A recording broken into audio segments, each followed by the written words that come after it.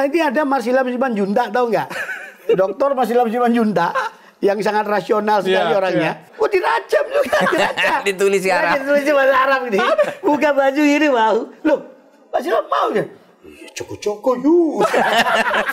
Mas Mahfud, kata Taufik Kemas di depan Bu Mega itu, kamu tuh jadi menteri jasmu nggak pantas. Waktu mau dilantik, saya mau beli jas di toko di supermarket yang harganya 400.000, mereknya Lawel, sampai sekarang masih ada.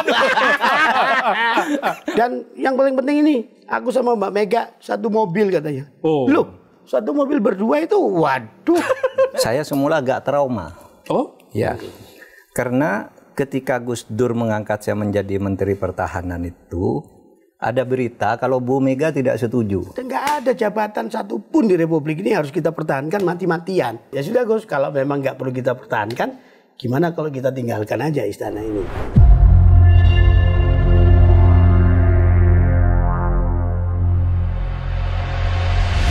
Mas Wahyu datang. Alhamdulillah. Ini kantor saya di sini untuk podcast bersama teman-teman untuk Mahfud MD Official. Nah, Mahfud MD Official tuh punya beberapa rubrik lah kalau media ya. Ada terus terang itu yang bicara masalah politik. Itu yang viral terus itu. Politik, terus viral itu bukan demokrasi. Lalu ada ruang sahabat. Oh iya. Ada sate demokrasi. Wow. Ada pojok keramat. Nah, ruang sahabat ini adalah satu rubrik yang mengundang orang-orang yang pernah dekat dengan saya sebagai sahabat. Oh iya. Bukan dekat sebagai anak, sebagai istri ya, sebagai sahabat, sebagai teman kerja. Nah, Mas Wahyu satu di antara sahabat-sahabat terbaik saya. Saya undang ke sini dan terima kasih atas kehadirannya. Terima kasih. Ayo kita ke sana. Siap.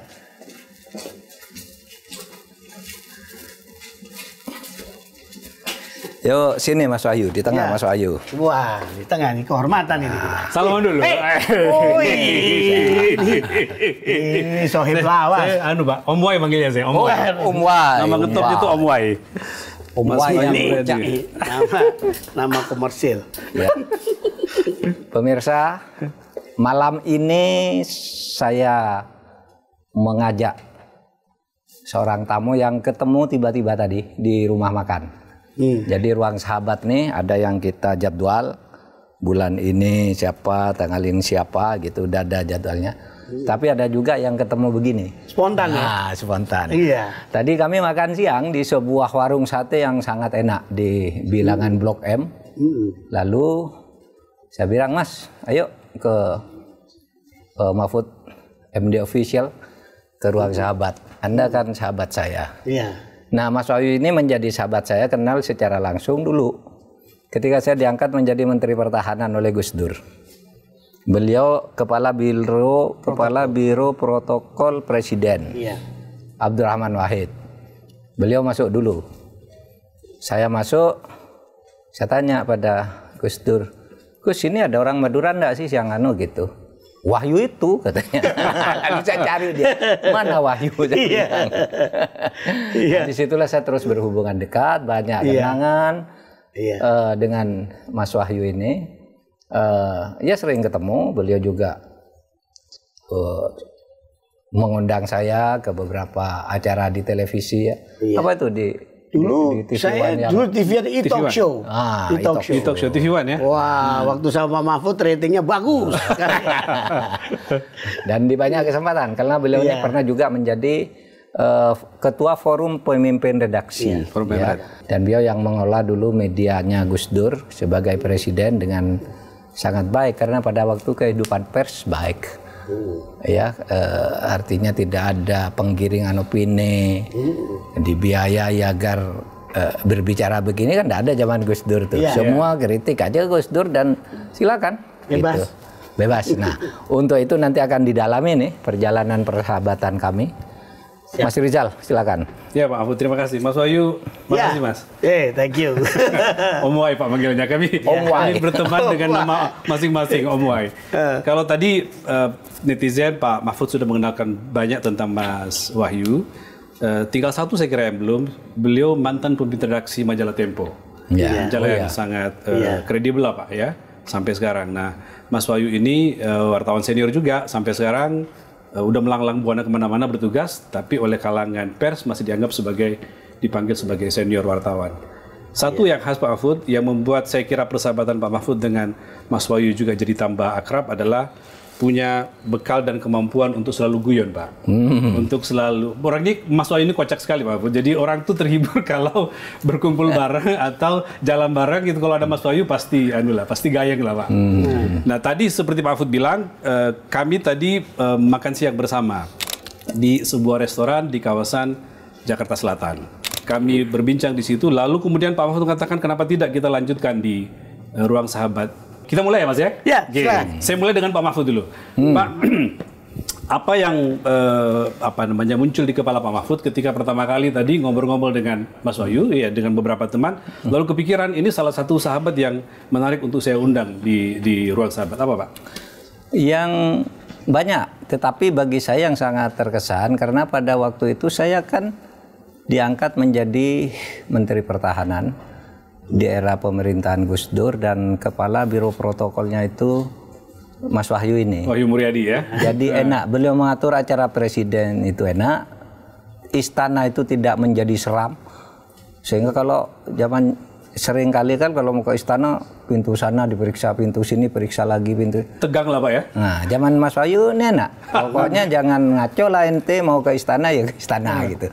Jadi zaman Gus Dur tuh istana tuh disebut istana rakyat. Subuh pun gitu ya.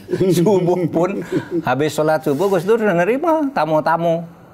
Oh, dari pesantren dari mana tinggal telepon aja Gus Dur. Kalau ada yang tidak bisa masuk telepon aja ke ajudannya Gus Dur.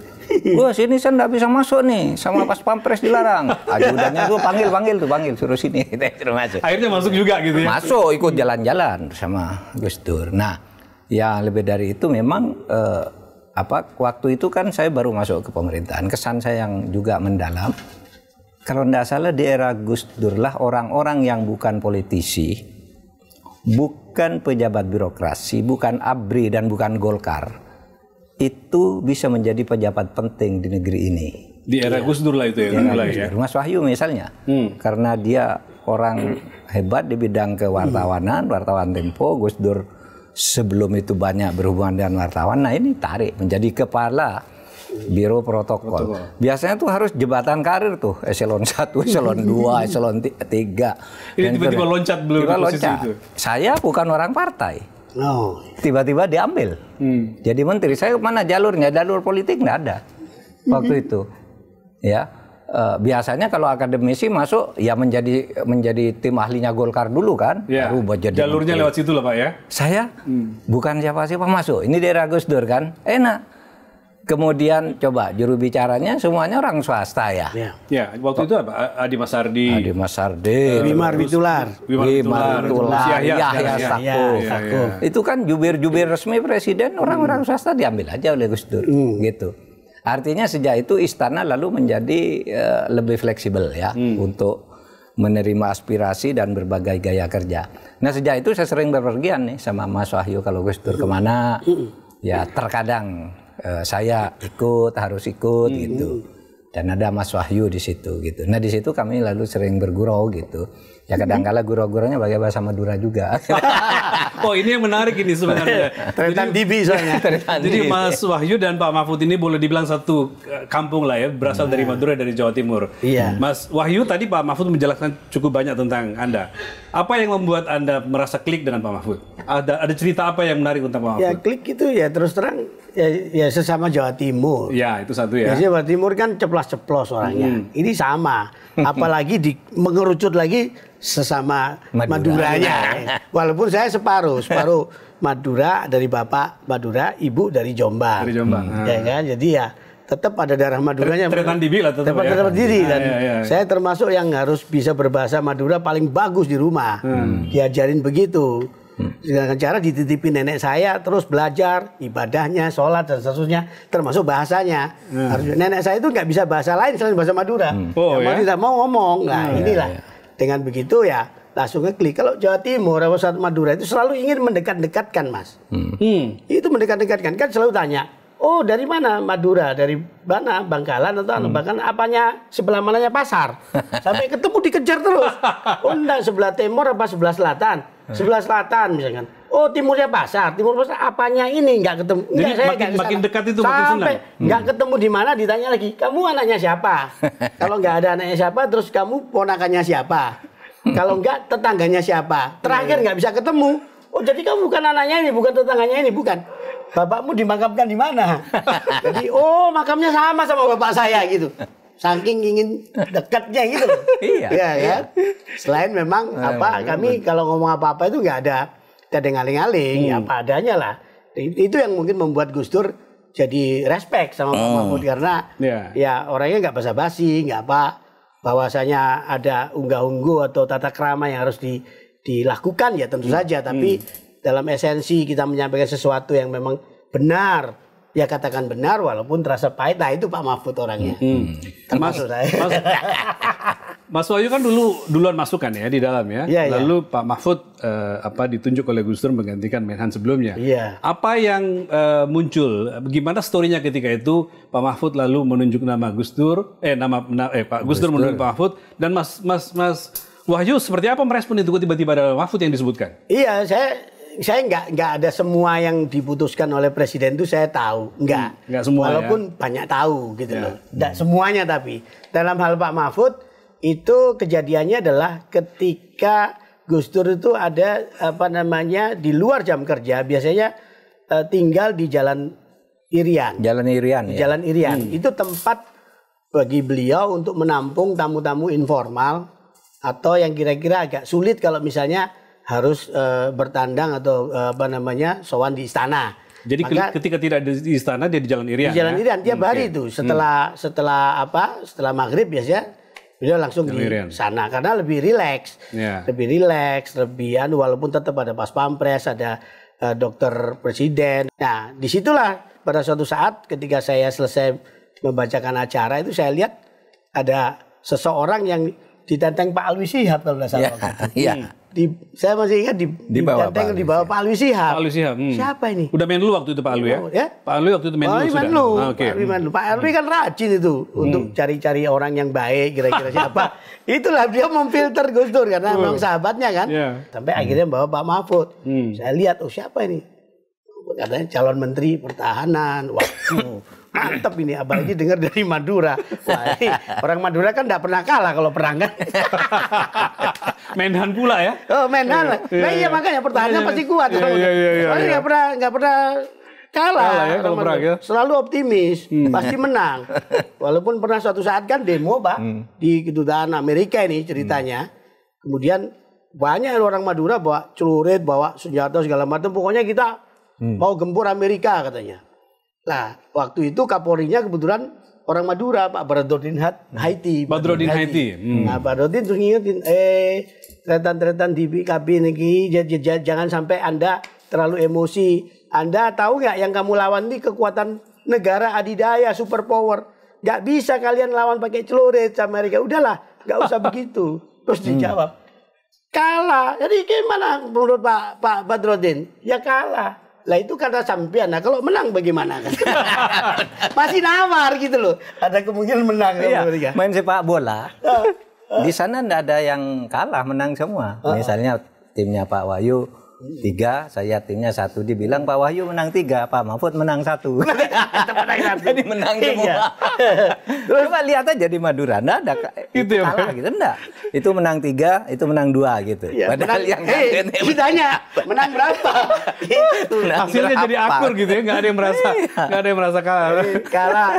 Kalah sama Amerika. Tidak apa-apa kalah. Negara kayak Jepang kalah perang juga maju nanti. Mungkin kita kalah perang bisa maju Madura. Tadi saya mau mulai di agak maju lebih jauh lagi. Tadi ketika kita makan siang itu, Mas Wahyu tiba-tiba cerita pengalaman dengan Gus Dur. Lalu Pak Mahfud langsung ngeklik kan. Oh iya. Katanya ada cerita yang harus jalan berdua naik mobil itu terputus. Lalu saya bilang oke, nanti malam kita bawa ke ruang sahabat biar diceritakan. Gimana Mas ceritanya itu? Iya, makanya kita makan sate gitu kok enak banget. Saya belum pernah melihat Pak Mahfud makan selahap itu loh. Gitu ya Pak? Iya. Tapi Pak Mahfud menikmati betul ya tadi ya satenya ya? Top. Waduh, nggak ada pantangan pokoknya beliau kata ya. Udah bismillah aja. Apalagi yang jual meyakinkan, saya juga begini, makan sate 20 tusuk nggak apa-apa. Waduh, ya udah dah. Terus kemudian kita muncul cerita itu ya. Ada cerita-cerita lucu seputar Kiai dan Gus Dur segala macam lah. Yang ditanya yang mana ini? Iya. Yang tadi, yang Gus Dur sama Bu Mega jalin harus naik satu mobil itu. Yang tadi terputus. Yang orang nggak tahu ceritanya. Ini memang belum pernah diekspos di mana-mana, tapi saatnya memang untuk harus disampaikan kepada publik. Bagaimana pada suatu malam di Istana Merdeka itu saya dipanggil oleh Presiden Gus Dur kan. Yuk, siap Gus. Saya panggilnya tetap Gus aja. Ya Gus. Ini loh Mbak Mega komplain. Kenapa? Kita mau perjalanan ke Istana Batu Tulis ceritanya di Bogor. Kok banyak orang yang menyambut gitu loh. Jadi ini Presiden dan Wapres berarti ya? Presiden dan Wapres, Bu Mega ada di situ. Kan waktu itu yang Wapres, maksudnya Bu Mega, udahlah nggak usah seru-seru, nggak usah rame-rame. Ini pertemuan tertutup, terbatas dan nggak usah orang tahu, nggak usah pakai penyambutan macam-macam. Makanya saya bilang, makanya Bapak Presiden Gus, ini pilihannya, opsinya dalam konteks protokoler itu kan ada kunjungan resmi, tidak resmi, ada setengah resmi, ada setengah inkognito, semi inkognito, full inkognito. Gus Dur tahu jawabannya. Aku pilih yang full inkognito kan. Maksudnya nggak usah pakai macam-macam katanya. Nggak usah pakai patwal, nggak usah pakai nguing, nggak usah. Dan yang paling penting ini, aku sama Mbak Mega satu mobil katanya. Loh, satu mobil berdua itu, waduh. Saya bayangkannya kan nggak karu-karuan ini. Sebentar Gus, nanti mau tanya dulu keamanan kayak. Keamanan nggak ada, memang musuhku siapa katanya. Udah pokoknya kamu atur. Saya ingat juga omongan beliau berkali-kali. Beliau bukan presiden, bukan protokol yang mengatur presiden, tapi presiden yang mengatur protokol. Jadi kalau gitu ya. Saya ingat fatwa itu ya ikutlah. Ya sudah Gus kalau begitu saya yang penting mengamankan ini semua supaya berjalan aman dan lancar. Karena kalau ada apa-apa bayangin presiden wakil presiden satu mobil malam-malam dalam perjalanan penting di Istana Bogor pada saat waktu itu tahun 2000 bom itu meledak di mana-mana, kerusuhan juga di mana waktu lagi itu. Musim bom ya. Masih bahaya itu waktu itu. Waduh, nggak kondusif lah. Maluku masih bergejolak segala macam lah. Nah, terus kemudian ya sudah, akhirnya diatur. Ya sudah Gus, saya atur dulu tapi saya ditelepon sama Panglima TNI begitu dapat laporan dari Pas Pampres toh. Ditelepon sama Pak Widodo AS waktu itu.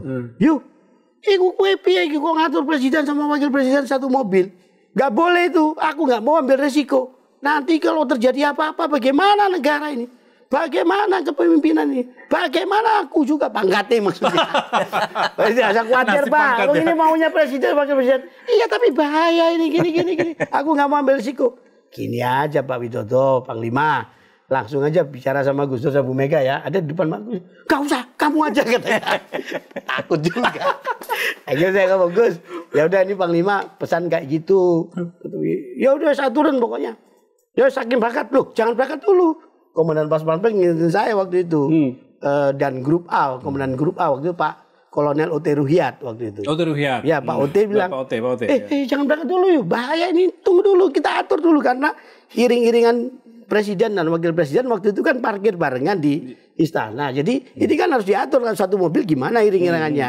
Jadi konfigurasinya diatur, butuh waktu kayak 5 menit. Ya udah, tapi perintahnya beliau presiden dan wapres bilangnya pokoknya nggak boleh ada pengawalan yang mencolok, nggak boleh ada sirene, nggak boleh ada tweet pokoknya gitu. Wing nggak ada pokoknya. Waduh gimana akhirnya diakali. Tetaplah dikawal karena kan nggak mau ambil risiko mereka. Jadi memang lampunya dimatikan, sirenenya itu Pak dimatikan, bunyinya juga tidak dibunyikan, lampunya juga dimatikan, tapi tetap patwal itu berjarak 1 kilometer dari. Jadi standar pengamanan tetap dilakukan ya? Tetap lah, cuman ya itu rahasia Pas Pampres lah pokoknya. Yang penting presiden wakil presiden nggak tahu lah pokoknya kita amankan dengan baik. Tapi ya seneng lah Gus Dur. Satu mobil mereka. Rupanya di Istana Batu Tulis itu beliau ada nostalgia. Itu Istana Batu Tulis kan, bukan Bogor kan? Bukan Istana Bogor, Batu Tulis kan. Batu Tulis dan sampai akhirnya ketahuan bahwa itu milik pribadi Presiden Soekarno. Maka oleh Gus Dur waktu itu sebagai presiden ya langsung memutuskan ya udah memberikan sertifikat itu kepada ahli waris, dalam hal ini diwakili oleh Bu Mega. Untuk menjadi ini Istana Batu Tulis sekarang menjadi milik keluarga Bung Karno. Keluarga Bung Karno ya. Oh, ceritanya begitu ya? Iya, dan waktu itu ya biasalah antara Gus Dur sama Bu Mega ini banyak orang yang nggak tahu. Memang kedekatannya sudah lama selama sama-sama menjadi sama-sama kan aktivis. Sama-sama aktivis ya. Aktivis yang kemudian dekat dengan rakyat segala macam sehingga ya secara pribadi udah kayak kakak adik lah. Ya kan beliau tuh udah tahu kan Gus Dur udah tahu kalau udah ketemu Bu Mega akan nyuguhi makan apa kesukaan Gus Dur udah tahu. Termasuk buahnya itu buah sukanya itu mangga. Mangga itu yang cara ngupasnya Bu Mega itu khas. Itu kenapa sih Gus kok cara ngonceknya itu, cara ngupasnya itu khas. Diiris, atasnya kemudian dipotong-potong, dibelah-belah itu kayak terus dibelek begitu kayak kura-kura gitu loh. Iya, langsung. Nah, Gus Dur tinggal makan gitu. Nah, sambil begitu beliau ngobrol macam-macam soal politik, soal sampai ke soal-soal yang sangat pribadi dalam arti hal-hal yang sangat spiritual. Itu spiritual. Oke. Ini maaf kalau Mas Wahyu ini bisa habis cerita-cerita. Tapi sebelum ke sana Pak, saya mau ngajak Mas Wahyu untuk kita lihat dulu nih. Ini dari dialog ini nanti, dari kartu ini yang Anda tarik, Mas, itu akan memandu kita untuk melihat kira-kira kita akan bicara apa saja. Ya, monggo. Saya dulu apa Pak Mahfud dulu? Anda dulu. Saya dulu ya. Monggo apa tuh? Buka. Gus Dur lah. Gus Dur lagi ya sudah. Saya lanjutkan kalau gitu. Kita lanjut.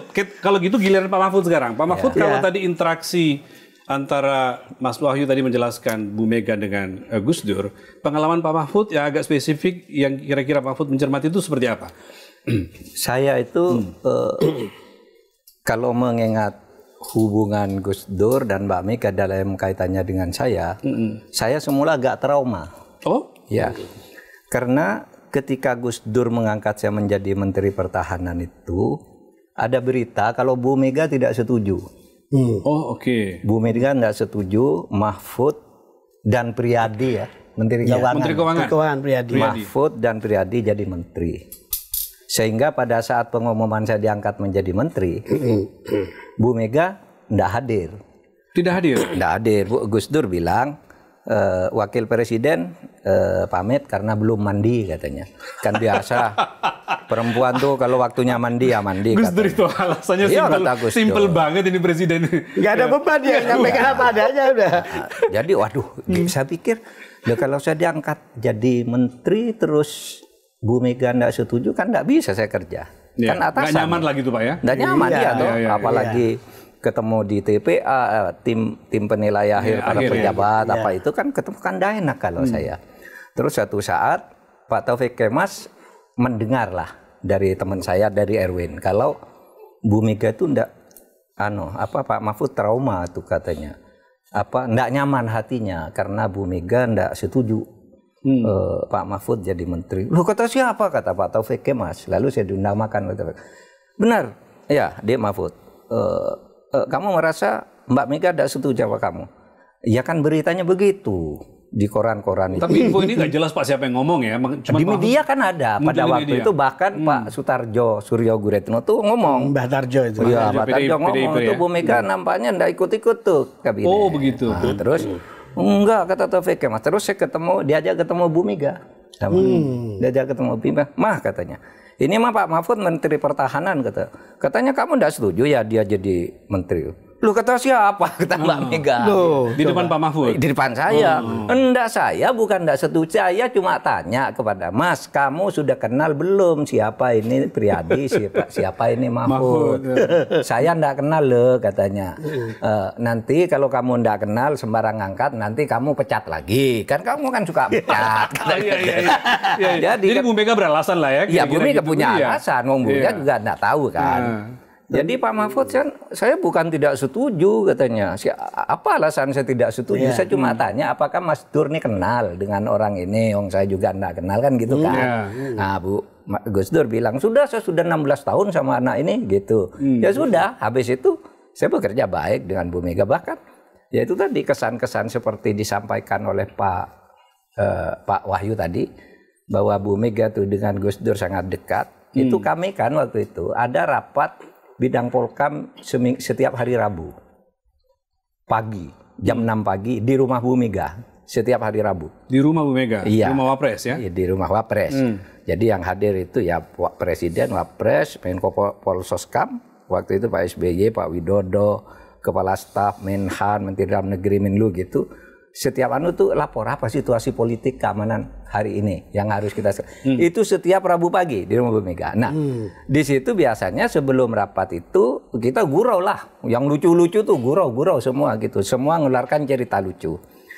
Dan tugasnya Bu Mega tuh nyiapkan makanan.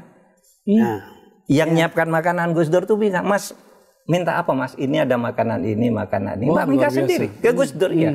Aku minta ini Mbak, aku minta ini Mbak, kan gitu. Jadi di balik hubungan struktural fungsional itu ada hubungan yang lebih private gitu ya? Iya, hubungan emosional.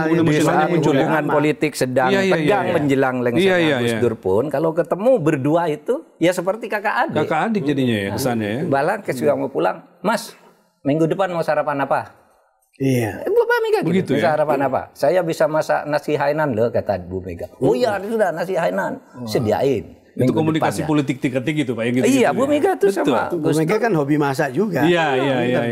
Jadi gitulah saya dengan Bu Mega terus sejak itu dekat sampai bahkan menjelang jatuhnya Gus Dur itu saya sama Bu Mega dipanggil kan. Gimana Pak Mahfud kan? Ya Bu, bagus. Nanti saya mau ke India nih, Pak Mahfud ikut ya gitu. Pak Mahfud ikut ya gitu. Ndampingi saya gitu. Artinya baik, baik, proporsional. Malah karena kelihatan kan lebih ramah gitu ada ya. kerjasama pertahanan. Tapi pada waktu itu kan kemudian tidak lama sudah itu Gus Dur jatuh. Tapi hubungan berikutnya saya dengan Bu Mega bagus. Apalagi waktu itu ya, saya waktu jadi menteri pertama waktu ketemu Pak Taufik Kemas itu diajak ketemu Pak Mega. Mah ini loh menteri pertahanan, kata mau enggak suka. Terus ceritanya ya seperti saya tadi. Tetapi sesudah itu Mas Mahfud, kata Taufik Kemas di depan Bu Mega itu, kamu tuh jadi menteri jasmu nggak pantas katanya. Ini Pak TK nih? Itu selalu. Pak TK. Itu jas dosen tuh katanya. Kalau menteri kamu jangan gitu, beli yang bagus. Nanti saya kirim ya katanya. Siapa itu? Iya. Itu yang ngirim apa? Itu ceritaan. Hebatnya Pak Taufik Kemas selalu menjadi jembatan. Terus ngirim apa Mas? Ngirim apa ke saya? Yang dikirim tuang jahit. Jadi dia ngukur, sudah datang ke saya, sudah ada jas, ada sepatu, ya jasnya 7 pasang. Iya. Sekaligus 7 langsung. 7 pasang sama dasi, sama hemnya, lalu sepatunya 2. Ini yang cocok katanya kalau jadi menteri. Jangan malu-maluin orang Indonesia jadi menteri kok gitu. Saya kan pakaiannya pakaian dosen. Jasnya yang harga 400, waktu mau dilantik, saya mau beli jas di toko di supermarket yang harganya 400.000. Mereknya Lawel, sampai sekarang masih ada. Orang lain pakai 10 juta, 12 juta, saya pakai 400.000 saat dilantik. Kan dosen kan biasa cuma gitu. Kayak dosen di Jogja lah, ini kira-kira dibawa ke Jakarta ya. Itu artinya saya dengan Pak Taufik Kemas, dengan Bu Mega sampai ini dekat terus sebenarnya. Tapi orang kan politik selalu ingin membenturan itu ya, Bu Gus Dur dengan Bu Mega, GusDur dengan padahal dekat. Kekagetan Pak Mahfud dengan suasana birokrasi yang tadi itu, yang karena relatif baru, kan sebenarnya juga terjadi dengan Mas Wahyu kan. Anda kan wartawan Mas, tidak ada pengalaman segala macam di pemerintahan, tiba-tiba diminta oleh Gus Dur, itu gimana ceritanya dan Anda menghadapi itu seperti apa?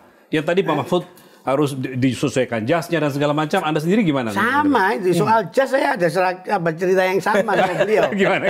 Jadi suatu saat saya menyambut lah, kalau adanya protokol, kalau ada tamu-tamu VIP atau VVIP itu ya nyambut. Pak Habibie datang lah, termasuk Bu Mega sama Pak Taufik Kemas. Waktu itu siang saya sambut, monggo ini ya beliau kemudian di holding roomnya di ruang Jepara namanya, itu kan terkenal ruang Jepara. Yang ada gading ukir segala macam itu. Di kantor ini, kantor Wapres? Di Istana Merdeka. Nah duduk di situ, tunggu saya kan berdiri. Bu, izin saya Wahyu. Ya seru, Bu Mega gitu. Ya Bu, kamu kan wartawan itu suka nulis elek gitu kan. Loh ya enggak Bu, enggak semua wartawan begitu katanya gitu. Karena keluarnya Pemret Tempo lagi kira-kira gitu jadi taunya. Iya, tahu. Gini.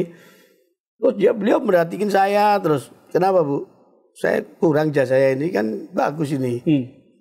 Jas gelap hitam gitu. Hitam apa? Hitam yang atas sama celananya beda katanya. Jadi Bu Mega teliti loh. Lihat jas saya, Pak. Jasmu hitamnya itu beda. Agak hitam. Hitamnya agak hitam. Jadi agak nuansanya nggak nyambung ini. Nah, iya Bu, memang saya beli di pasar ruler dulu. Saya beli di pasar ruler tuh 50.000. Satu jas 50.000, mereknya Durban. Sampai sekarang masih ada. Ada Durban. Ya. Kalau tadi Lawel kalau Pak Mahfud. Ya, Lawel. Itu enggak tahu thrifting atau apa namanya. Pokoknya di pasar ruler saya punya langganan, ada jas itu beli, celananya beli. Ya sudah, ini ukuran yang cocok sama saya itu orang Jepang. Gitu loh. Jadi ya kan kecil saya itu. Terus? Enggak ini. Ya sudah mah, jangan dimarahin aja, nanti Mas Wahyu tak urus ya. Serah kun. Akhirnya itu Pak TK tadi. Iya Pak TK terus. Mas, nanti nanti Amin, penjahit Amin namanya. Kalau Pak Mahfud kan Kongtung di Pecenongan. Iya. Nah, saya Amin namanya. Mas 4 setel. Ya maklum lah, kalau protokol 4, beliau 7 setel. Kan menteri, beda dong. 4. Dan ingat, waktu itu belum ada undang-undang gratifikasi. Iya, enggak dilarang nerima itu. Jadi undang-undang gratifikasi itu kan baru lahir tahun 2002. Undang-undang nomor 30 tahun 2002 baru ada gratifikasi kan. Sehingga normal itu pemberian. Waktu itu normal diberi. Waduh, seneng sekali kan diberi ada. Bahkan saya diberi jam Rolex. Sama Pak Taufik Mas. Dikirim Rolex. Iya. Kamu harus pakai Rolex Mas gitu. Pak Taufik Mas Pak Mahfud ya. Puluhan juta waktu itu harganya. Hobi itu, beliau itu orangnya loman banget. Loman banget. Sangat welas asih lah kalau kalau lihat di TV sepatumu kok jelek. Jelek sepatu. Gitu ya Pak ya. Sungguh pun itu menteri gitu ya. Itu menteri. Iya, Pak Taufik tuh ngayomi sekali, nyayangi sekali sama teman-teman itu. Jas dari Pak Taufik itu sampai sekarang masih saya pakai. Masih. Kalau ada tulisannya Wahyu Muryadi November tahun 2000 itu masih dari Pak Taufik. Iya. Tahun 1999 ada itu. Ada tulisannya di dalam di sakunya itu ya. Dan masih bagus. Iya. Karena yang kelas 1 bahannya. Nah, terus kemudian kok saya awalnya bagaimana itu ya mungkin Pak. Saya kan waktu sebagai reporter Tempo itu waktu itu banyak wartawan-wartawan Tempo yang eksodus kan ke majalah editor. Termasuk Cak Duki, Mas Duki Badowi. Jadi yang ngurusin wartawan-wartawan yang ngurusi dunia pesantren dan kiai itu udah relatif berkurang di Tempo. Tinggal mungkin cuma saya sama Ahmadi Toha waktu itu. Ahmadi Toha di Jakarta. Nah, saya di Surabaya, di Jawa Timur. Tempo Biro Jawa Timur. Maka setiap acara NU, kiai, pesantren, Gus Dur lebih-lebih itu tanggung jawab saya untuk ngejar, meliput, nempel apapun, cari pernyataan penting dari beliau. Maka saya tempel terus dari 1987, kemudian saya dipindah di Jakarta 1989, sampai di Muktamar NU di Krapyak, Muktamar NU di Tasik, Cipasung, ya, kemudian di mana-mana itu saya ikut monitor terus dan nempel Gus Dur terus, termasuk ketika masa-masa genting.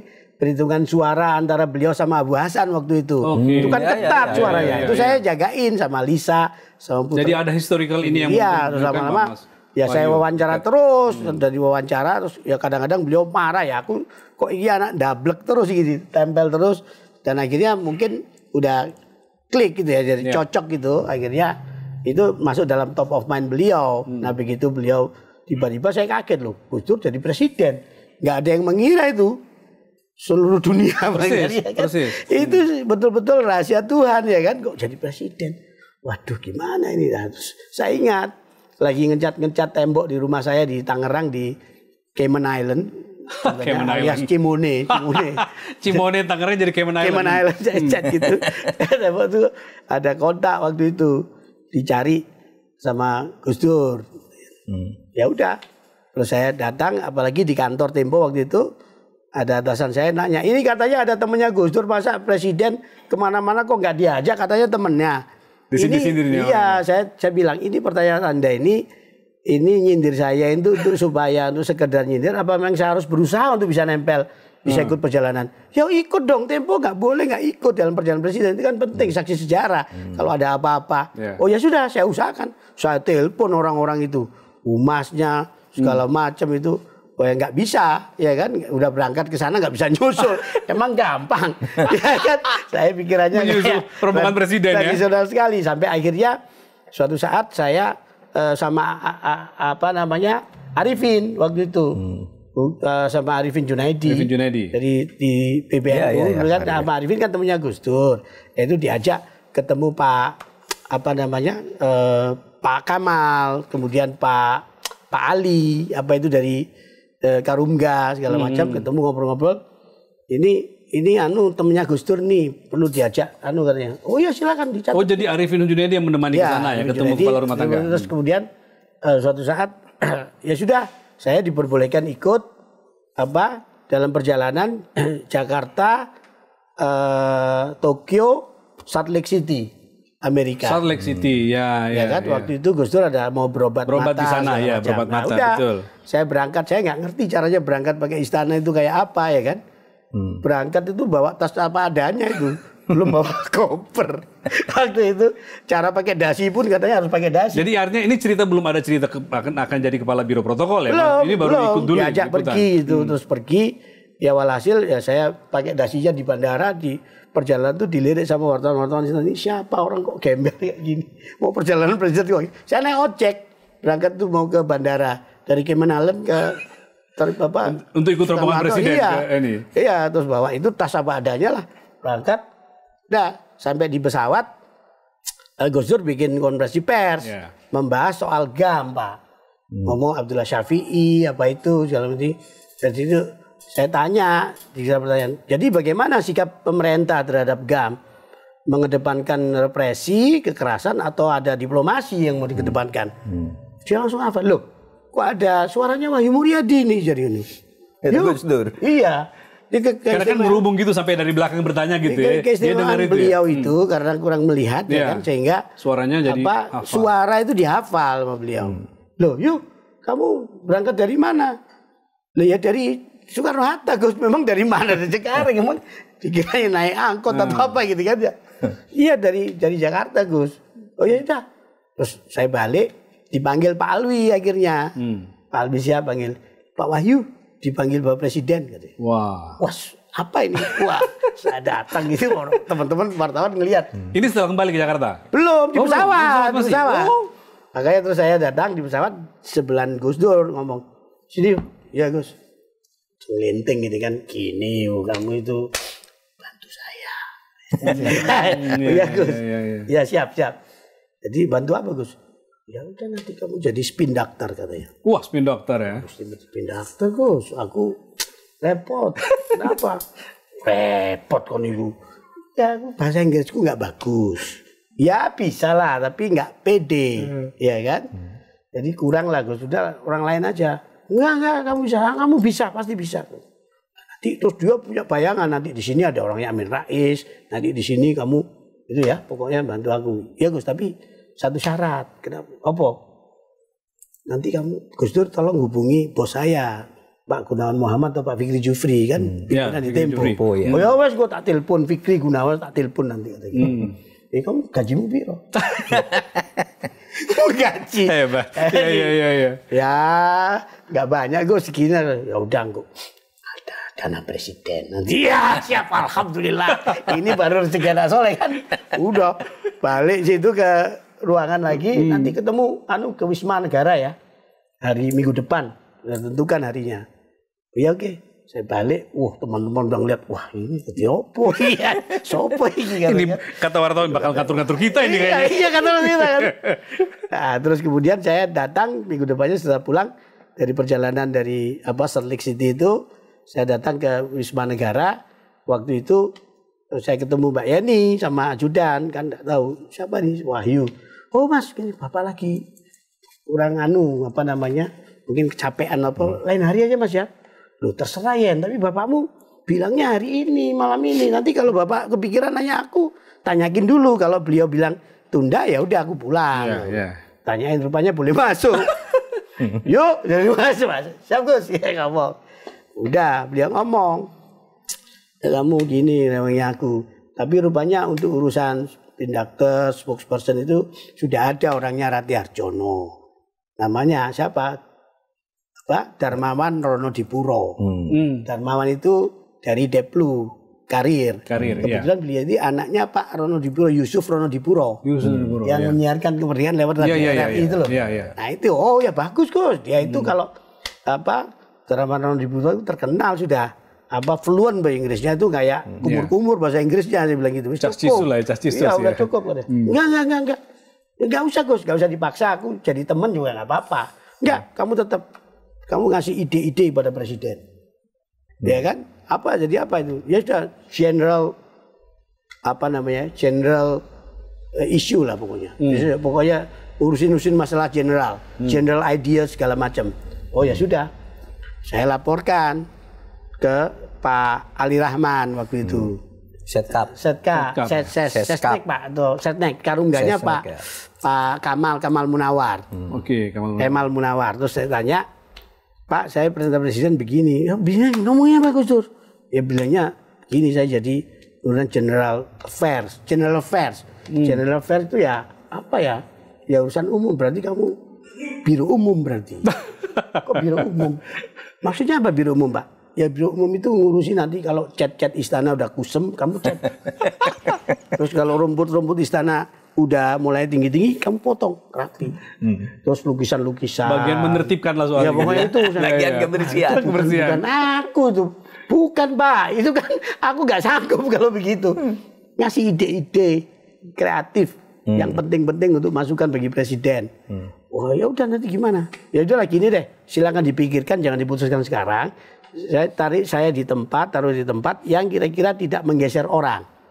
Syaratnya saya tidak menggeser orang, dan ini kan political appointee, penempatan politis yang hadiah dari Gus Dur. Jadi aku bukan karir. Ya sudah, cari yang kira-kira nggak mengganggu risiko dan rezekinya orang lah. Ternyata di situ ada kepala rumah tangga itu merangkap sebagai kepala biro protokol. Karungga merangkap ke biro Pak Kemal itu. Akhirnya ya udah dipisah aja. Beliau tetap Karungga, protokol yang kosong ini ruangannya kosong, nggak pernah dipakai selamanya, itu aja dipakai. Alhamdulillah, jadi nggak gusur orang. Makanya untuk supaya tidak menimbulkan kecemburuan dan seterusnya, saya selalu bilang kepada seluruh staf, dan di protokol waktu itu ada 53 orang kalau tidak salah, saya bilang bahwa jangan Anda pandang saya kesini ini sebagai ancaman terhadap hak Anda untuk berkarir. Aku nggak akan lama di sini, saya bilang gitu. Pokoknya sepanjang umur politik Gus Dur di sini, ya sudah. Selesai presiden Gus Dur, ya saya juga berhenti di sini. Udah, saya nggak di sini. Ini cuman istilahnya itu darurat saja untuk jagain Gus Dur. Jadi dari spin dokter awalnya lantas menjadi kepala biro protokol. Malah keren kan jabatannya kan, kepala biro protokol kan? Nah ya itu. Jadi pejabat langsung eselon 2 tuh. Iya Pak. Biro, kan? Iya. Eselon 2 yang khusus. Iya. Karena yang punya akses langsung dengan presiden. Dan saya masih ada satu lagi bertanya tentang Gus Dur. Ini karena kita akan pindah ke topik berikutnya. Yang agak-agak dramatis itu kan ketika Gus Dur mau selesai Pak Mahfud. Iya. Ya. Lalu kan beredar fotonya dia pamit ke publik itu di tangga istana. Ya. Nah, Pak Mahfud sama Mas Wahyu waktu itu di mana? Di sekitar mana? Pak Mahfud ada di situ-situ nggak? Saya tidak ada di istana. Saya pada waktu itu ada di kantor Kemhan, piket di sana kan. Oh, lagi berkantor ya, sebagai Menhan ya. Lalu Polsoskam juga standby. Sewaktu-waktu dipanggil oleh Menko Pak SBY waktu itu dulu namanya Polsoskam. Iya. Ya, koordinator politik sosial dan keamanan. Menkonya Pak SBY. Menkonya Pak SBY. Kan jadi piket di situ semua menjaga situasi. Tapi saya melihat di TV kan waktu itu disiaran 24 jam. 24 jam Pak, live terus Pak. Iya. Saya ngelihat Gus Dur ya ternyuh juga waktu pakai celana pendek. Celana pendek. Iya.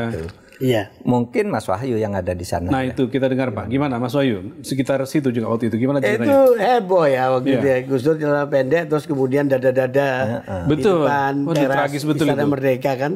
Tragis. Jadi ya memang ceritanya macam-macam. Tapi yang saya tahu ketika saya ada di sebelah beliau waktu itu. Saya ada di sana, ada Mbak Yeni juga. Nah, ya. Kemudian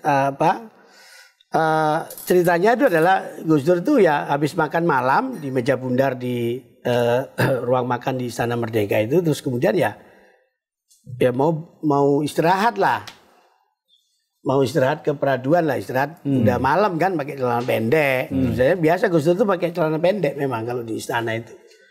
Udah terus kemudian pulang lah, saya ingat ajudan waktu itu nuntun mungkin nggak jelas komunikasinya. Ajudan saya ingat Pak Pak Sukirno waktu itu. Pak Kirno. Kolonel penerbang Sukirno waktu itu. Ya kan? Terus dibawa begitu. Ya maksudnya Gus Dur mau istirahat.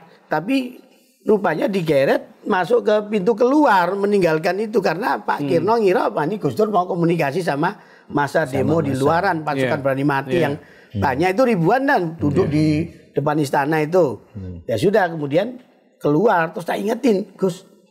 Celana pendek ini keluar nih Gus. Wis jarno lah yus kadung jari gitu. Udah terlanjur gitu kan. Aku cuma mau say hi aja kok katanya. Oh ya sudah kalau gitu.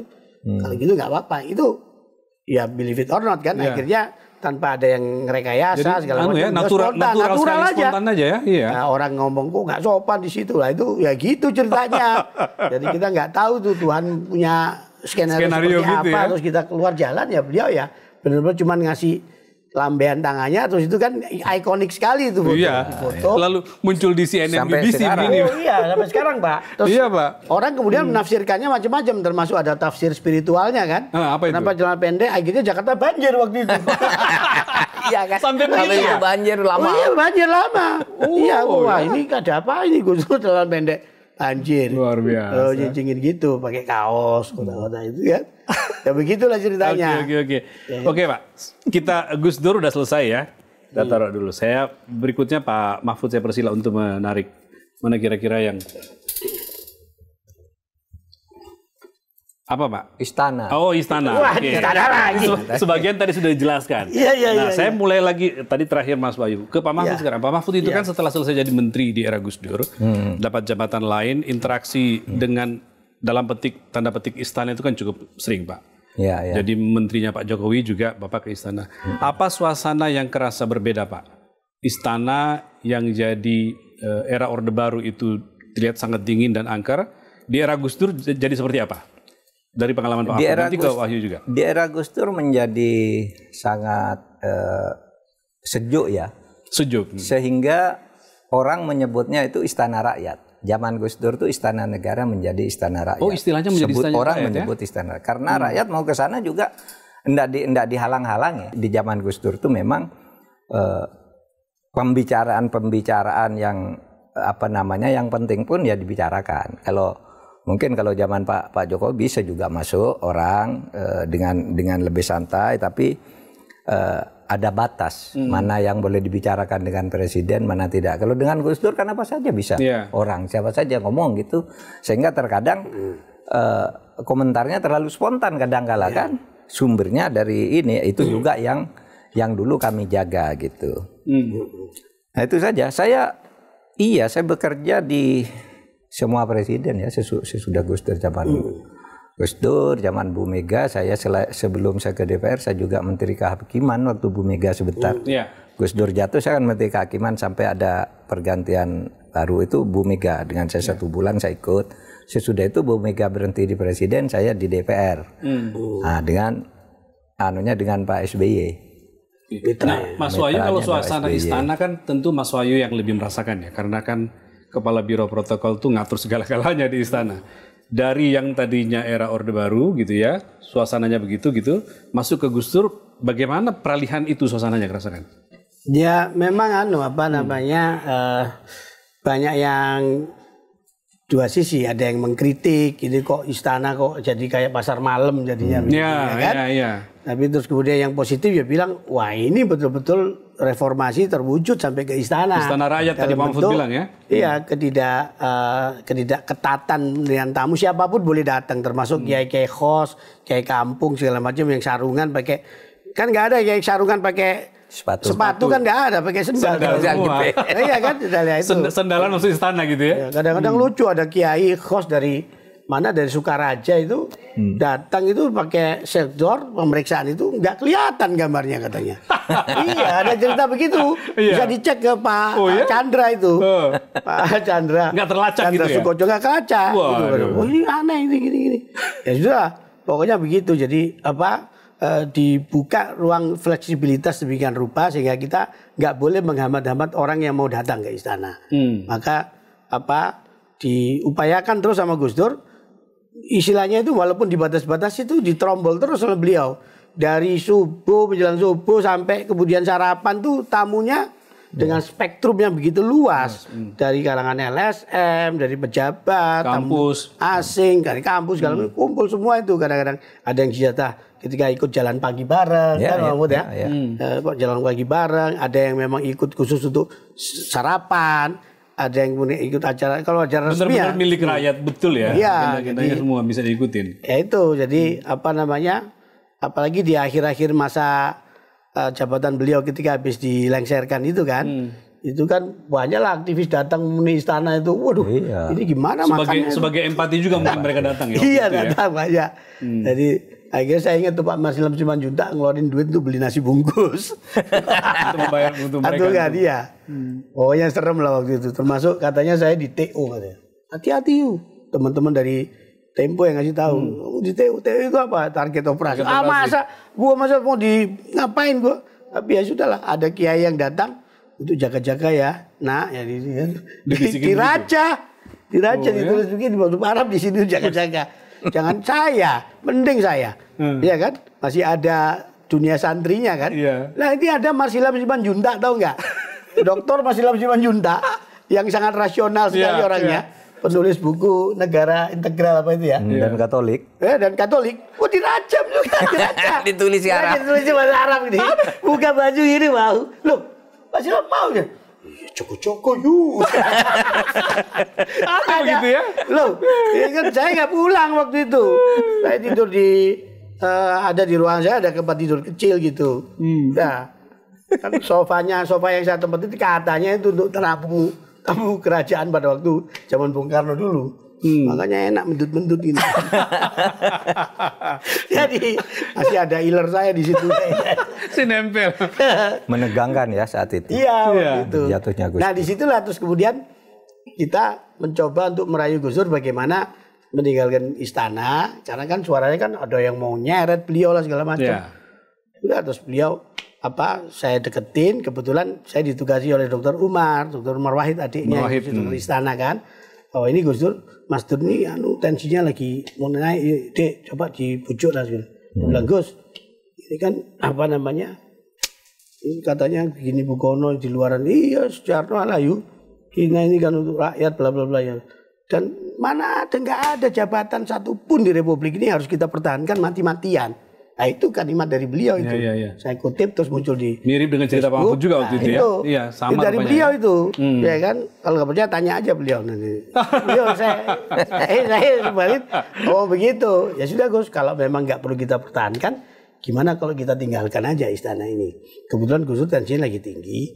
Kita gimana ke Amerika aja Gus. Kebetulan di situ kita berobat. Ya kan? Ya wes, aturan. Nah, saya kasih tahu dokter, Mas mau ini. Bantu mau, Gus Dur mau. Wah, alhamdulillah deh. Ya sudah, terus kemudian tidak lama kita persiapkan iring-iringan untuk melepas, kita meninggalkan istana rame-rame, terus di Monas dulu orasi, baru kemudian ke Amerika kita ke Baltimore waktu itu untuk berobat ke John Hopkins Hospital waktu itu. Itu ceritanya Mas. Iya. Banyak lah yang lainnya itu. Iya. Cuma nanti ya kan. Gus Dur sama istana sudah. Ini berikutnya nih. Monggo. Iya. Saya pilih salah satu lagi. Selalu ngambil di situ. Apa tuh Mas?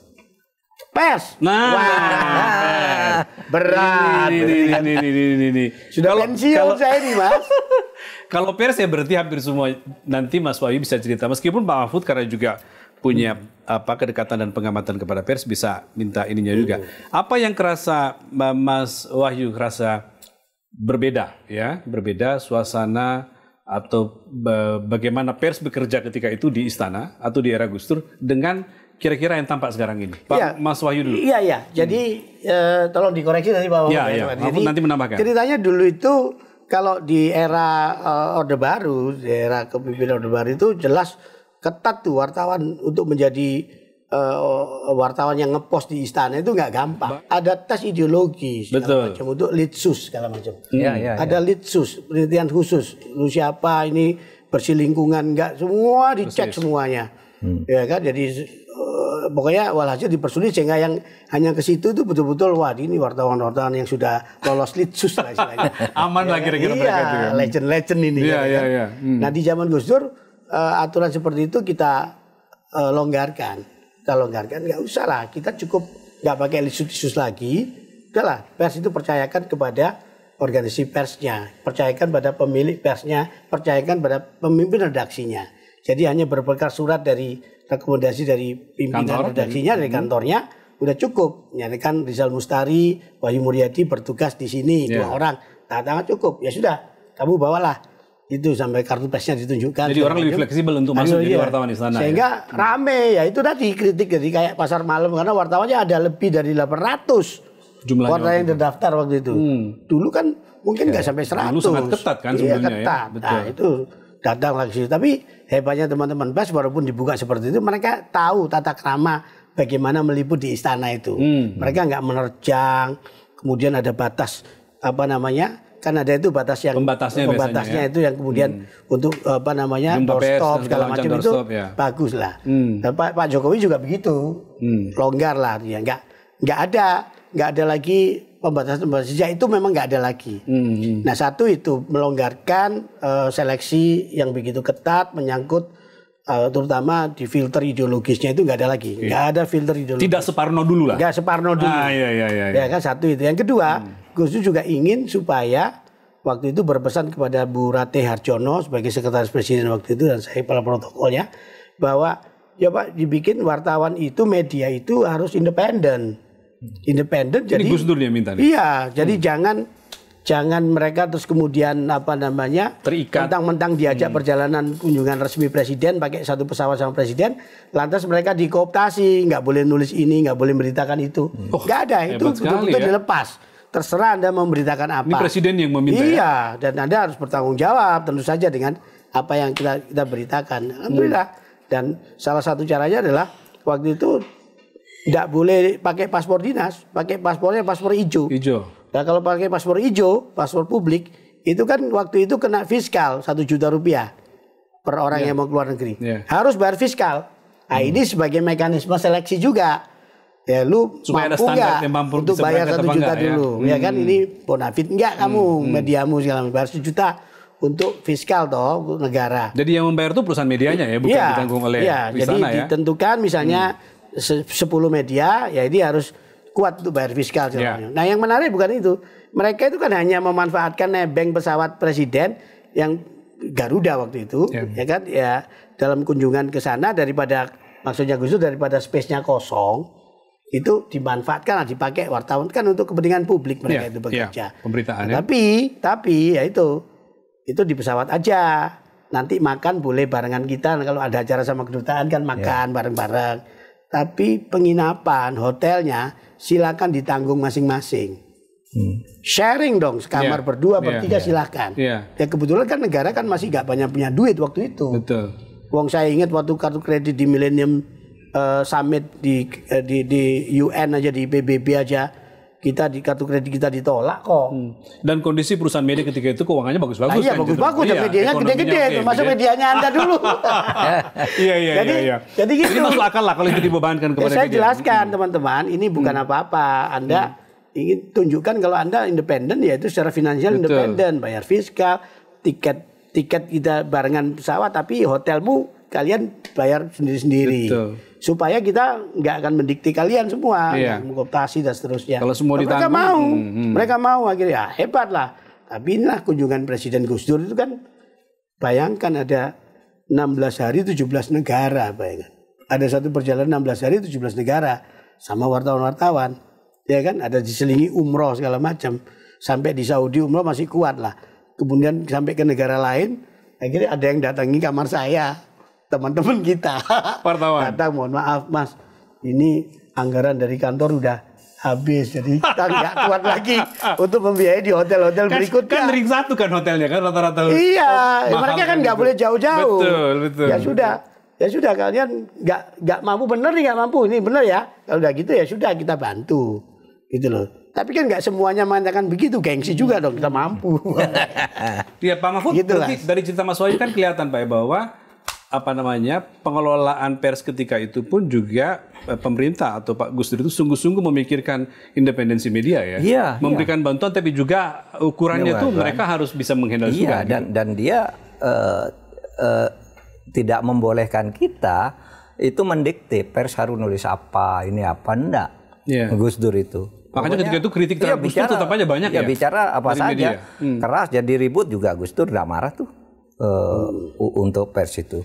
Gitu aja kok repot. Ya gitu aja kok repot katanya. Kan enggak bayangkan kita ya kalau kemudian ada isu-isu sekarang lembaga pers justru dikooptasi untuk membuat berita ini, membuat itu, diarahkan begini. Zaman Gus Dur enggak ada, Anda cari satu pun enggak ada. Dan wartawannya secara perorangan pun bebas, apalagi institusi persnya. Itu dijamin. Saya pernah cerita punya satu pengalaman ya, ketika habis sesudah jajak pendapat Timur itu kan kisruh kan,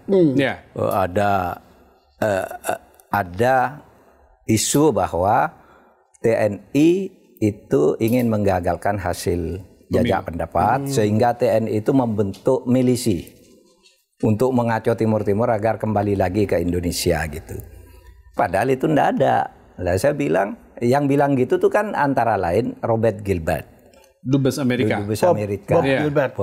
Bob Gilbert. Ya, panggilnya Bob. Dia bilang, Amerika tuh jangan ikut campur ini urusan dalam negeri. Anda enggak punya bukti kalau kami itu punya milisi di sana. Ini kerajaan berjalan baik-baik aja gitu. Terjadilah perdebatan saya dengan Gilbert di media. Lalu satu rapat. Jadi Dubes Amerika dengan Menhan-nya. Iya, dengan gitu Menhan. Sama Gus Dur diberi arahan di sidang kabinet, Pak Mahfud jangan terlalu konfrontatif dengan Amerika. Kita harus punya pendirian tapi jangan terlalu konfrontatif gitu. Pakai cara diplomasi. Itu Pak Mahfud tuh terlalu keras. Coba nanti habis ini Pak Mahfud ditemani Alwi Shihab dan Marsilam Simanjuntak bicara ke pers. Pandangan pemerintah. Jumpa pers ya? Jumpa pers. Nah di situ saya terpancing lagi kan pertanyaannya. Pokoknya Amerika nggak boleh ikut campur. Karena suasana pers juga tidak dibatasi Pak. Mereka bisa memancing apa ya. Semua panik kan tanya. Nggak boleh, pokoknya nggak boleh ikut campur. Amerika sekalipun. Ini negara kami terus gitu. Nah itu kan jadi ribut lagi. Beritanya itu Menhan dengan Dubes Amerika makin tegang. Jadi berita di mana? Akhirnya sidang kabinet Gus Dur, Pak Mahfud katanya, Amerika itu punya peluru kendali katanya. Tapi kami ini punya peluru tak terkendali. Tak terkendali. Peluru tak terkendali katanya. Peluru yang tak terkendali. Di situ berarti sumbernya ya. Ketawa dia. Sumbernya artinya enggak marah itu. Ketika dia ngarahkan saya begitu, tapi saya juga ngomong gitu ke pres, dia bilang, "Loh kalau Amerika punya peluru kendali, ini Indonesia punya peluru tak terkendali." Nah, lalu muncul istilah itu kan, ini peluru tak terkendali. Datang dari Gus Dur. Iya, itu di sidang kabinet. Banget itu. Itu. Oke. Ya itulah hebatnya Gus Dur lah, karena dia memang kan orang pers juga ya, penulis. Iya, sadar betul bahwa pers itu harus diberikan kebebasan gitu. By the way, saya bertemu Bob Gilbert tidak lama setelah itu. Tidak lama, barusan aja dalam kunjungan ke Amerika yang ngikuti Pak Luhut, dia jadi konsultan bisnis dari perusahaan penerbangan. Oh iya. Iya. Baru ketemu Mas Ayu. Ketemu saya. Masih ada kartu nama. I think I know you. Ingat namanya yang sempat Dubes yang paling galak waktu itu. Namanya kan juga waktu itu Robert Gilbert itu gede banget suaranya ya. Oh, saya lawan waktu itu. Tapi waktu ya sebenarnya saya karena tidak terlalu paham geopolitik. Lugu aja Pak Mahfud ini. Ini kan berdaulat dalam ilmu yang saya pelajari tidak boleh dicampur. Bekal gaya Madura dipakai kan enggak peduli. Yang menarik kan ngasih kartu namanya ke saya agak nunduk gini. Oh. Weh, ini dia orangnya. Bob Gilbert. Masih ada ya? Masih ketemu di Washington waktu itu. Oke Pak Mahfud, Mas Wahyu terakhir nih satu saya buka aja. Laut. Laut ini karena Mas Wahyu pernah dekat lama membantu Bu Susi ketika Bu Susi sebagai Menteri Kelautan dan Perikanan dan lanjut di eranya Pak Trenggono juga ya, jadi jubir ya Mas ya, staf khusus ya. Nah sekarang kan lagi rame nih laut ini. Ya. Ramai dalam konteks Pak Mahfud udah berapa kali marah-marah tuh melihat pagar laut yang tidak diproses secara hukum gitu ya. Dan kelihatanlah kata bahasa Pak Mahfud ini perampokan negara. Bisa dibandingkan nggak ketika era Bu Susi dan Pak Trenggono di awal-awal itu seperti apa negara ini mengelola itu Mas Wahyu sehingga sekarang itu muncul yang seperti sekarang ini? Jadi agak repot ngomongnya ini. Dulu kan Bu Susi tenggelamkan gitu ya. Kalau Bu Susi itu terkenal dengan kampanye itu. Tenggelamkan. Jadi tenggelamkan ya kan. Terus pokoknya beliau sejalan dengan kampanye untuk IUU fishing. Ya kan, illegal, unregulated and unreported. Jadi fishing. Jadi penangkapan ikan yang ilegal, yang tidak ada regulasinya, yang tidak tercatat. Itu problem sekali di Indonesia. Dan Bu Susi memang harus diakui beliau itu sebagai figur menteri waktu itu yang memberikan tonggak untuk betapa kedaulatan laut kita itu harus betul-betul tegak gitu loh. Dengan kita memerangi IUU fishing. Yang beliau sadar tidak cukup itu pakai hanya dengan KKP saja, tapi juga harus perlu bantuan dari Bakamla, dari TNI AL, dari semua pihak. Stakeholder di laut lah ya. Kan ada banyak. Waktu itu Satgas 115 istilahnya. Oh iya, istilahnya 115 ya. Nah dalam hal itu memang Bu Susi harus diakui memang ikonik lah. Ya kan dalam hal untuk pada waktu itu memang sangat diperlukan kampanye yang memberikan efek jera pada kapal-kapal asing yang mencuri ikan-ikan di laut kita merugikan ini. Nelayan itu kita gitu sangat merugikan ya. Jadi itu pernah dipakai oleh Pak Presiden Jokowi dalam acara-acara di event internasional tuh dimunculkan tuh video penenggelaman itu jelek. Perlulah itu untuk tunjukkan bahwa Indonesia nggak main-main untuk jaga laut kita. Kan Pak Jokowi kan waktu itu tagline-nya kan laut masa depan kita, ya kan harus kita kedaulatan laut harus tidak memunggungi laut ya. Iya jangan bahasanya ya. Selama ini memunggungi laut. Selama ini memunggungi laut. Laut masa depan kita dan ada kedaulatan laut. Nah dalam hal itu oke. Nah Pak Trenggono ini kebetulan beliau kan juga ada jiwa pengusahanya. Jadi mencoba dari apa yang sudah dikoreksi total oleh Bu Susi lewat penenggelaman kapal asing dia mencoba untuk menata industrinya. Ada ruang untuk industri itu. Ada ruang untuk industrinya. Nah, tapi dalam proses tata kelola ini ya tentu saja KKP tetap punya kelemahan karena keterbatasan anggaran segala macam. Patroli kapal laut kita itu Pak, itu kalau anggarannya itu misalnya untuk solarnya itu hanya dibatasi katakanlah untuk setahun itu 300 jam misalnya. Bayangin 300 jam. Tapi terus kemudian ada refocusing. Mematan anggaran, pengurangan anggaran sehingga jadi dari 300 jam jadi 200 jam. Habis itu ada lagi automatic adjustment. Betul. AA itu atau jam. Wah, tambah lagi cuma 150 jam lagi gimana? Sehingga mereka ini dengan armada yang terbatas hanya maksimal kalau tidak salah 30 kapal patroli kita itu hanya ambil di titik-titik yang paling strategik di perbatasan dengan luar gitu di Natuna, di Selat Malaka dan seterusnya. Nah, adalah kemudian ulah dari beberapa orang yang mencoba kemudian mengkapling laut, mencoba untuk nanam pagar laut dengan cara bambu seperti itu, yang nggak kelihatan dalam arti ya mungkin mereka bukannya mau mengabaikan itu Pak dalam pandangan saya, mungkin saya bias ya, tapi ya dianggap ya itu biasa saja kayak pelakuan biasa entah apa ya, kan ya orang nggak ada urusan, nggak tahu lah mungkin. Lugu aja gitu. Lugu aja tuh.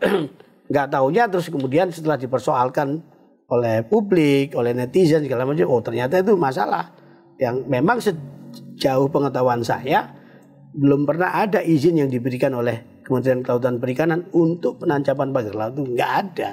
Makanya dalam hal itu nggak ada masalah. Ya cuman agak kecolongan lah kok ada orang sudah bikin pagar begitu banyak gitu loh. Ya itu karena yang diawasi begitu banyak luas kita. Kemudian anggaran ya kecil KKP itu. Kasihan juga. Pak Mahfud kan mencermati meskipun ketika itu Pak Mahfud tidak jadi menteri dalam pemerintahannya, melihat upaya-upaya yang seperti yang dilakukan Bu Susi, ketegasan, bagaimana orang itu tidak diberi ruang untuk kira-kira melakukan pelanggaran atau seperti yang sekarang lah misalnya itu muncul. Apa pandangan Pak Mahfud melihatnya? Mungkin kita bisa bicara itu lebih dalam nanti ya. Bu Susi nanti mau datang ke Ya, sahabat. kita akan undang ya Pak ya. Oh, oke. Pak Mahfud sudah sempat komunikasi. Sudah. Oke. Wah ya, Saya mau dengar datang, beliau Pak kemarin kayak ketemu beliau ke Dubai nih Pak. Ya, ke Dubai, kemudian mau ke Afrika dulu, baru Iya. sesudah itu atur kita ketemu. oke. Kita bicara itu lebih dalam dan cocok itu juga bagus. Cuma kalau menyangkut yang pemagaran laut sekarang ini ya saya sudah bicara. Ya. Itu enggak apa-apa sih dimanfaatkan oleh masyarakat. Kan hari ini nih kan ini hari Selasa ya. Tanggal berapa nih Mas? Hari Selasa hari ini. Tanggal 11 ya? Tanggal 11. Ya, 11 Februari. Ya. Ini kan ada tadi berita Majelis Ulama Nusantara yang membuat pernyataan itu sebenarnya pemagaran laut, PIK 2 dan sebagainya itu tidak apa-apa menurut agama, karena menurut agama haram menelantarkan alam tidak dimanfaatkan. Oh, ada begitu. itu pandangan Majelis Ulama itu Nusantara. Bertentangan dengan Majelis Ulama Indonesia. Tapi menurut saya yang dilakukan sekarang ini bukan memanfaatkan alam secara wajar, itu melanggar hukum. Karena ini yang dilakukan orang bukan menelantarkan alam, bukan untuk tidak melantarkan alam, melainkan lalu membuat sertifikat ilegal. Surat izin ilegal. Nah itu tidak boleh. Itu memanfaatkan dengan cara itu tidak boleh karena sudah ada aturannya. Itu semua ilegal. Justru menyalahi gitu ya? Justru menyalahi. Jadi fatwa Majelis Ulama Indonesia itu udah benar sebenarnya. Tapi kok tiba-tiba muncul Majelis Ulama Nusantara yang lain lagi entah siapa. Siapa namanya? Nggak kenal Pak ya? Nggak kenal. Cuma bilang setuju PIK 2, setuju ini. Biasa Pak, selalu ada lawan untuk selalu ada yang menciptakan lawan. Iya, nggak apa-apa memanfaatkan alam. Tetapi kan diatur oleh negara. Kalau langsung buat sertifikat tanpa ketahuan objeknya, siapa yang mengeluarkan dan kok tiba-tiba seperti itu yang bukan hanya haram menurut agama, tetapi itu melanggar undang-undang dan melanggar konstitusi juga. Ya, karena bumi, air, kekayaan alam dipelihara oleh negara, ya dimanfaatkan oleh negara untuk dipergunakan untuk dikuasai negara, dimanfaatkan sebesar-besar untuk rakyat. Dikuasai itu apa artinya? Dikuasai itu diatur pemanfaatannya. Nah, dan sudah diatur begitu dilanggar. Nah, itu pelanggarannya. Dan itu menurut saya perampokan besar-besaran terhadap negara. Itu aja. Saya setuju Pak Mahfud. Jadi ini harus clear sikap kita untuk model-model modus-modus pemagaran laut dengan seperti itu yang akhirnya nanti berujung reklamasi dan seterusnya. Sepanjang dengan cara seperti ini jelas itu secara hukum positif maupun apalagi hukum syariah, hukum fikih, nggak ada yang khilaf di antara ulama. Ya makanya kita puji itu sikapnya MUI pusat, sikapnya Nahdlatul Ulama itu jelas. Muhammadiyah semua memperingatkan dengan keras ya. Tiba-tiba Majelis Ulama Mahfud MD kok lain. Majelis Ulama Nusantara. Iya, Majelis Ulama Nusantara. Mending kita bikin aja Mumet Majelis Ulama Mahfud MD. Aduh, ini biasa guyonan Mas Wahyu. Kita udah sampai di ujung nih Mas. Mas Wahyu, Pak Mahfud. Nggak terasa. Udah 1 jam lebih Pak. Udah ngobrol sama Mas Wahyu, nostalgia dengan Gus Dur berdua, Pak Mahfud sudah kita sampaikan cita-cita lucunya. Tapi sebelum kita tutup, Mas Wahyu seperti biasa, sebelum di close tamunya Pak Mahfud, sahabatnya Pak Mahfud itu kita minta untuk mengucapkan 3 kata tentang Mahfud MD. Sebaliknya Pak Mahfud menyebutkan 3 kata untuk sahabatnya Wahyu Muryadi. Saya mulai dengan Pak Mahfud dulu deh, biar ada kesempatan Mas Wahyu mikir apa. Wahyu ini kocak, selalu ngajak kita tertawa. Cekatan. Oh, cekatan. Cepat menyelesaikan masalah dan juga cepat menjawab kalau ditanya. Entah salah entah benar pun jawab. Itu bagian dari kocaknya tuh Pak ya. Kocak. Tapi, cekatan. Yang ketiga itu bersahabat. Oke. Artinya sopan lah ya, sopan, ramah gitu ya, sopan ya. Nggak mudah loh orang kocak sambil sopan itu, nggak mudah. Tapi Wahyu itu kocak orangnya, tapi tetap sopan. Coba apa ada orang disakiti oleh dia gitu dalam pernyataannya, orang tapi orang kocak itu biasanya menyindir orang gitu, tersinggung gitu, Pak. Ini enggak ya? Enggak. Nah ini sahabat itu saya. Itu bagian dari pintarnya Mas Wahyu itu Pak. Sekarang Mas Wahyu tentang Pak Mahfud. 3 kata, jangan banyak-banyak, 3 aja. Jangan yang baik-baik kan. Coba ya, versi-versi yang lain deh. Ngarang. Ceplas, ceplos, tegas. Oh, ceplos, tegas. saya. Oke, ini agak unik nih. Ceplos, tegas. Iya. Kan biasanya baik-baik semua gitu, tapi ini juga oke semua nih. Iya, ceplos, tegas. Ada ceplos tapi nggak tegas ada. Tapi isu ngomong kiri kanan tapi nggak jelas. Iya, gitu ya. nggak jelas. Ini ceplos tapi tegas. Dan tegas mana yang hak, mana yang batil. Jelas gitu loh. Kan? Oke, terima kasih Mas Wahyu, Pak Mahfud. Ya. Anda semua para pemirsa, terima kasih sudah menyaksikan. Ini salah satu figur sahabat Pak Mahfud yang seperti Pak Mahfud katakan tadi, orangnya kocak, bersahabat, dan selalu menyenangkan kita semua. Terima kasih ceritanya Mas Wahyu, Pak Mahfud. Episode kali ini saya pamit dan sampai ketemu beberapa pekan mendatang. Sampai jumpa. Terima kasih Mas. Terima kasih Pak.